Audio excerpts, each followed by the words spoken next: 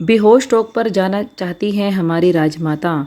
मतलब बहू की देखम देखी उन्होंने बच्चों को सिखा दिया है कि मुझसे कुछ क्वेश्चन पूछो और उसका मैं आंसर दूंगी और छोटे कपूत को कहीं ना कहीं टारगेट करूंगी। इतना बड़ा स्ट्रगल सुनकर ना वाकई आंखों में आंसू आ गए।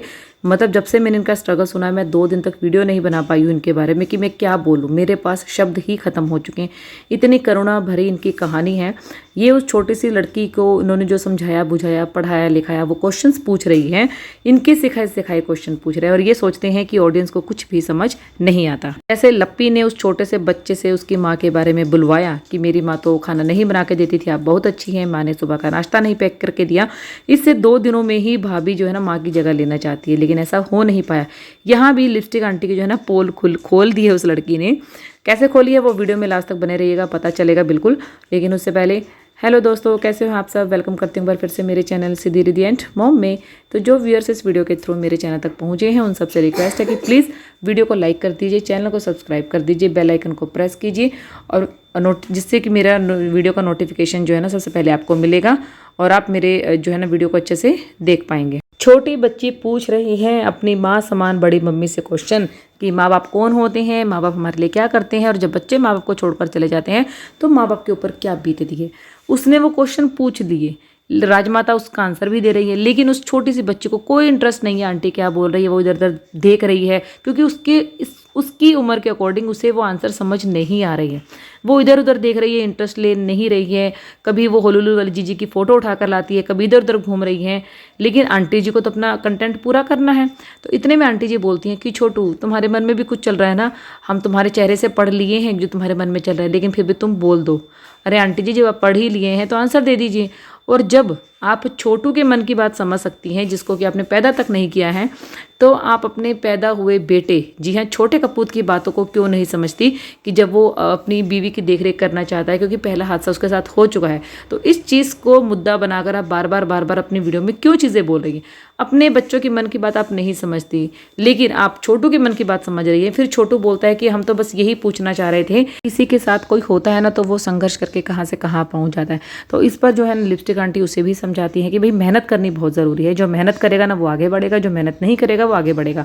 और मुझे लगता है कि जिस तरीके का टाइम आंटी ने जिया है ना अपने टाइम पे, मोस्टली शायद हमारे माँ बाप या आप लोग जो सुन रहे हैं आपके माँ बाप या और भी जो रिएक्शनिस्ट हैं उनके माँ बाप ने भी अपने अपने टाइम पर जो है ना वो सब चीज़ें फेस की होंगी कभी ना कभी, किसी न किसी रूप में। ज़रूरी नहीं है कि हर एक ने गोल्ड बेचा हो, लेकिन हो सकता है किसी ने अपना घर बेचा हो, किसी ने अपनी प्रॉपर्टी को गिरवी रखी हो, किसी ने कुछ रखा हो, किसी को नौकरी के लिए अपनी भरी पूरी फैमिली को छोड़कर जाना पड़ा हो।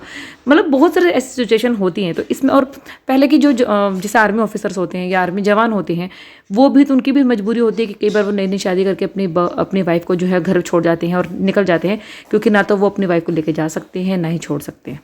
तो आप सोचिए उनकी भी मजबूरी होती है कुछ। अपनी ही कहानी में राजमाता ने दिखा दिया कि भाई मैं शुरू से ही बोलने वाली थी, मैं शुरू से ही दबने वाली नहीं थी। अरे भाई हम लोग तो खामखा ही लप्पू को दोष देते हैं कि लप्पू दबता नहीं है किसी से, किसी की सुनता नहीं है। भाई उस पर पूरा का पूरा असर जो है ना राजमाता का है। राजमाता का कहना है कि भाई यदि राजमाता ने ही दुख नहीं सहे हैं, मोस्टली देखा जाए तो गाँवों में उस टाइम पर सास दादी सास का रौब होता ही था, छोटी उम्र में शादी हो जाती थी। तो उस टाइम पर मैं तो हिम्मत मानती हूँ बेबी कि राजमाता का कहना कि 18 साल की उम्र में जो है लप्पू होने वाला था, उसके बावजूद ये अपने सास ससुर को बोलती हैं। जिस टाइम पर सास ससुर के सामने पर्दा किया जाता था, पल्ला रखा जाता था सिर पर, बोलने की मनाही होती थी, सामने आने तक की मनाही होती थी, उस टाइम पर जाकर ये अपने सास ससुर को बोलती है कि भाई हमारी शादी आपके बेटे से हुई है, आपसे नहीं हुई है। हम गाँव में नहीं रहेंगे, हम जाएंगे सिवान में क्योंकि वहाँ पर मेडिकल फैसिलिटी है, यहाँ पर हम नहीं रह सकते हैं। ये चीज़ें वो क्लियर कट बोलती हैं। मतलब उन्होंने अपने हस्बैंड के आगे बोल दिया और हस्बैंड ने समझा भी इस चीज़ को। मैं यहाँ पर तारीफ़ करूँगी अलेक्सा जी की कि मतलब अपनी पत्नी का थोड़ा साथ दिया, जैसे भी रखा। आंटी भी उस कंडीशन में रही, लेकिन जब आपकी बच्चे, यही बात है आंटी जी, जब आपको उस टाइम पर मेडिकल फैसिलिटी नहीं मिली, हर चीज़ नहीं मिली आपके अकॉर्डिंग, उस टाइम के अकॉर्डिंग, तो आप अपने गांव को छोड़कर जो है ना सिवान में आ गई। आज आपके बच्चों को फैसिलिटी नहीं मिल रही है यहाँ पर। अगर वो पंख फैलाकर उड़ना चाहते हैं, लप्पू को आप रोक नहीं पाई, तो छोटे लप्पू के ऊपर इतनी बंदिशें, इतनी पाबंदियाँ क्यों, ये पूछना चाहती हूँ मैं। दूसरी बात, जिस ननद का ये यहाँ पर जिक्र कर रही हैं कि भाई मेरी ननद का गोरा हुआ था, मेरा पूरा गोल्ड बेच दिया गया था। बहुत शादियाँ होती हैं और आजकल भी होती हैं भाई। कई बार क्या होता है कि जैसे बेटे की शादी करनी है तो बहू का गोल्ड जो बनवाना है वो सास कई बार अपना गोल्ड बेच देती है कि भाई मैं इस उम्र में क्या करूँगी, मेरी बहू को बनवा दो। क्योंकि हमारा यही गुडविल बनेगी, हमारे भी ससुराल वालों ने क्या दिया है। तो आज भी सब चीज़ें होती है, हर कोई इस दुनिया में जो है ना सुख दुख झेलता है, मेहनत करता है। तो मुझे नहीं लगता कि इतना कुछ था, लेकिन अगर वो ननंद सुन रही होगी इनकी स्टोरी, तो क्या उस ननंद को ये नहीं लगेगा, या उसके ससुराल वाले या उसके बच्चे नहीं बोलेंगे कि तुम्हारी वजह से तुम्हारी जो है भाभी को गोल्ड बेचना पड़ा। वो आकर अपना ये दुख भरी कहानी जो है पूरी सोशल मीडिया पर फैला रही हैं, और ये बात जो आग की तरह फैलेगी तो इनके ऊपर कितनी उंगलियां उठेंगी, ये चीज़ इन्हें नहीं समझ में आई। दूसरी तरफ ससुराल को भी ले लिया इन्होंने लपेटे में, और अपने मायके को भी लपेटे में ले लिया, मायके में भी बोल दिया। और ये बात आंटी जी की बहुत सही है कि जब माँ नहीं होती तो कोई भी नहीं होता आपका, इवन कि आपके फादर भी आपके नहीं होते जब आपके घर पे माँ नहीं होती। तो माँ नहीं थी, भाई भाभी ने नहीं बुलाया, लेकिन शायद ये वही भाभी थी जो कुंभ के मेले में गुम हो गई थी। आई थिंक, मुझे लग रहा है शायद ऐसा ही कुछ था। मौसी वैसे थे ना, या मौसी भी इनकी गुम हो गई थी जैसा कि आंटी जी बोल रही हैं। तो अब क्या आपका वहाँ पर जाना आना, फिर आपकी भाभिया या भाभिया के बच्चे नहीं बोलेंगे कि आप लोगों ने हमारा जो है बदनाम कर दिया है हमें सोशल मीडिया पर, कि हमने आपके साथ ऐसे किया है, ऐसे किया, जब आपके पास 4 पैसे हैं तो आप हमें बुला रही हैं। और बहुत से लोग ऐसे हैं, मैं एक नाम लेना चाहूँगी यहाँ पर, राष्ट्रपति द्रौपदी मुर्मू। अगर आप उनकी स्टोरी सुनेंगे ना, तो आंटी जी की स्टोरी उसके सामने कुछ भी नहीं है। वो आदिवासी एरिया से थी, स्टडी की उन्होंने वहाँ पर, कोई साज श्रृंगार नहीं, बिना किसी चीज़ के अपने आप को आगे रखा, काबिल बनाया, बिना किसी हेल्प के। यहाँ पर आंटी की हेल्प करने के लिए अंकल थे, बट उनकी हेल्प करने के लिए कोई भी नहीं था। और आज वो किस पोस्ट पर है वो आप सबसे मुझे छुपाने की ज़रूरत नहीं है, आप सबको पता। और कभी टाइम मिले तो उनकी स्टोरी ज़रूर पढ़िएगा, वाकई प्रेरणा मिलेगी आपको कि इतनी सारी फैसिलिटीज़ होते हुए भी हम लोग कुछ नहीं कर पाते। लेकिन बहुत से लोग ऐसे हैं, उनके अंदर टैलेंट ऐसा है कि उनको कुछ भी फैसिलिटी नहीं मिलती और वो बहुत कुछ कमाल कर जाते हैं। आंटी यहाँ पर ही चुप नहीं हुई है, आंटी बोल रही है कि भाई अगर आपको मेरी स्टोरी में इंटरेस्ट आया है, सुनना है, तो भाई सुनिएगा, मैं आपको सेकंड पार्ट ज़रूर लेकर आऊँगी। और हाँ, अब ये मत बोलिएगा कि भाई लप्पू इतना सूखा हुआ क्यों है। वो आंटी जी ने क्लियर कर दिया है कि लप्पू जब टमी के अंदर था तो लप्पू वहाँ से पानी सूख गया था, लप्पू सूख गया था, अंदर से ही सूखा हुआ था, तो वो बाहर आके भी सूखा हुआ है। और मात्र 51 रुपये में जो है ना लप्पू का जन्म हुआ है। तो मतलब बहुत सस्ता है लप्पू, बहुत ही ज़्यादा सस्ता है, इसलिए वो शायद ये सस्ते सस्ते काम करता है। तो खैर कोई बात नहीं, वीडियो को आगे चलते हैं। अब बात करते हैं हम हमारे छोटे लप्पू की। भाई किसी के हाथ में यश नहीं होता है, और मुझे ये लगता है कि जब बच्चे कुछ करते हैं ना तो माँ बाप को थोड़ा सा उन्हें प्रेज़ करना चाहिए। जब वो प्रेज़ करते हैं तो बच्चों को भी अच्छा लगता है, लेकिन जब वो प्रेज़ नहीं करते हैं और कुछ कमियाँ करते हैं या अपने साथ उन्हें मार्केट नहीं लेके जाते हैं छोटी सी एज में, जब उनके ऊपर जिम्मेदारी पड़नी स्टार्ट होती हैं तो वो बच्चे कुछ नहीं कर पाते। अब जितना भी हमने देखा है घर में जितना भी छोटा मोटा जो सामान होता है वो हमारे जो है अंकल जी लेकर आते हैं। छोटा बेटा जो है बेडरूम में पड़ा रहता है, और बहुत सारे ऐसे नेगेटिव कमेंट जो है ना आंटी को आते भी हैं, लेकिन आंटी उसके बारे में कोई जवाब नहीं देती है। तो ना वो स्कूल जाता है ना वो घर के काम करता है। इस बार बेचारे ने हिम्मत करके थोड़ी सी छोटी सी कोई कढ़ाई और बर्तन गिलास वगैरह कुछ लेकर आया था, वो अपने माता पिता को दिखा रहा था। हालांकि माँ को उसमें इंटरेस्ट नहीं था, लेकिन पिता ने फिर भी देखा और माँ एकदम से हंसने लगी कि ये कैसी कढ़ाई लाए हो। हालांकि एक बार तो मैं भी शौक हो गई थी कि क्योंकि उसके हैंडल नहीं थे, हैंडल पकड़ने के लिए कहाँ से पकड़ेंगे। तब आंटी ने बोला कि चलो इसमें परात का काम करेगी, आटा छाना जाएगा। आंटी यहाँ पर ये भी बोल देते कि बेटा अगर जाना था तो अपने पापा को साथ लेकर जाते। और वैसे इतनी उम्र में अगर पापा को साथ ले जाने की ज़रूरत पड़ती है तो यहाँ से परवरिश का पता चलता है कि आपने जब आपके बेटे बड़े हो रहे थे तो आपने उनको जिम्मेदारी नहीं सिखाई। तो ये फ़र्क होता है अंकल में कि अंकल के ऊपर जिम्मेदारी थी, पता था गरीबी का माहौल है, कोई सिफारिश काम नहीं आएगी, बैंक बैलेंस इतना मजबूत नहीं है, तो मुझे ही सब कुछ करना है। और जल्दी उम्र में वो एक्सपीरियंस ले लिया उन्होंने। और आगे बच्चों ने एक्सपीरियंस नहीं लिया है तो बच्चे शायद कामयाब नहीं हो पाए। लप्पू ने ले लिया, लप्पू थोड़ा सा कामयाब हो गया या उसका लक ने साथ दिया। तो छोटे लप्पू के साथ ये चीज़ें नहीं हुई और वो दिखा रहा था तो सिर्फ माँ बाप मतलब हंसी रहे थे, कुछ कमी निकाल रहे थे। उसके बाद उन्होंने बोला भी कि ये प्लेटें वापस कर दो, प्लेटों की ज़रूरत नहीं है, ये गिलास किस लिए लेकर आए हो, ऐसा वैसा। या तो वो चीज़ें लानी थी ही नहीं जो कि बार बार बोला जाता है कि ये अपनी कमाई नहीं देता है। तो आज उसने ऑडियंस को दिखाया कि देखो मैं अपनी कमाई में से लाया हूँ। लेकिन एक बार के लिए हालांकि अप्रिशिएट कर देते हैं बट समझा देते हैं कि भी आगे से कभी लो तो इस तरीके से लेना। कुछ चीज़ें घर वालों की भी गलत होती हैं। यहाँ पर एक क्लिप में मुझे बहुत ज़्यादा हंसी आई, वो थी अंकल जी के ऊपर। जी हाँ, जब आंटी चीज़ें बता रही थी तो आंटी बोल रही थी पूछ लीजिए इनसे, हम कुछ भी झूठ नहीं बोल रहे हैं, हम जो बोलते हैं बिल्कुल सच बोलते हैं, सच के सिवा हम कुछ भी नहीं बोलते हैं।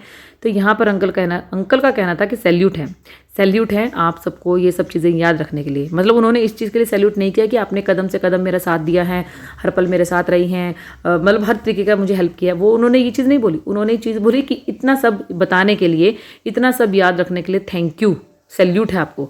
मतलब कहीं ना कहीं उन्होंने भी फील किया है कि मेरे बहनों के बारे में, या जो मैंने गोल्ड बेच दिया, जो ये बता रही हैं कि मेरे मायके का जो गोल्ड था मेरे हस्बैंड ने बिना पूछे मुझसे बेच दिया था। आज भी बहुत सारी औरतें हैं जिनका गोल्ड मजबूरी में बेचा जाता है, अदरवाइज कोई भी औरत गोल्ड बेचकर खुश नहीं होती।